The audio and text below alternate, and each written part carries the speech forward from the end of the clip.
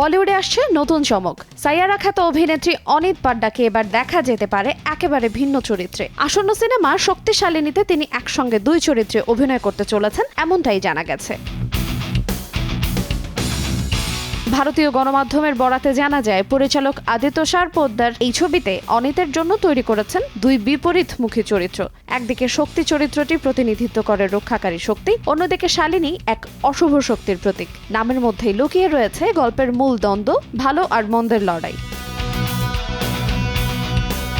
সিনেমাটি বাংলা পুরাণ ও লোককথা থেকে অনুপ্রাণিত। কাহিনীর কেন্দ্রে রয়েছে এক প্রতিশোধ পরায়ণ নারীর আত্মা, যে বিশ্বাসঘাতকতার শিকার হয়ে নির্মমভাবে নিহত হওয়ার পর প্রতিশোধ নিতে ফিরে আসে। অন্যদিকে অশুভ শক্তিকে ধ্বংস করতে শক্তির চূড়ান্ত রূপ যে দেবীর আহ্বান করা হয়, তিনি হলেন কালী। সেই প্রেক্ষাপটেই গড়ে উঠেছে এই সিনেমাটির সংঘাত।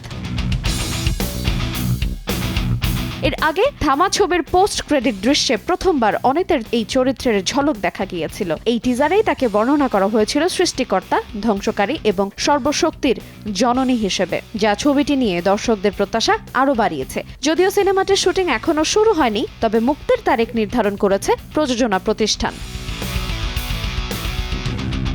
এদিকে মুক্তির তারিখ নিয়েও তৈরি হয়েছে অনিশ্চয়তা। শক্তিশালিনী প্রথমে 2026 সালের 24 ডিসেম্বর মুক্তির কথা থাকলেও একই দিনে শাহরুখ খান ও দীপিকা পাড়ুকোন অভিনীত কিং ছবি মুক্তি পেতে যাচ্ছে। তাই বড়সড় বক্স অফিস সংঘর্ষের সম্ভাবনা তৈরির আশঙ্কা থাকায় অনিত পাড্ডার সিনেমাটি মুক্তির তারিখ পরিবর্তন হতে পারে।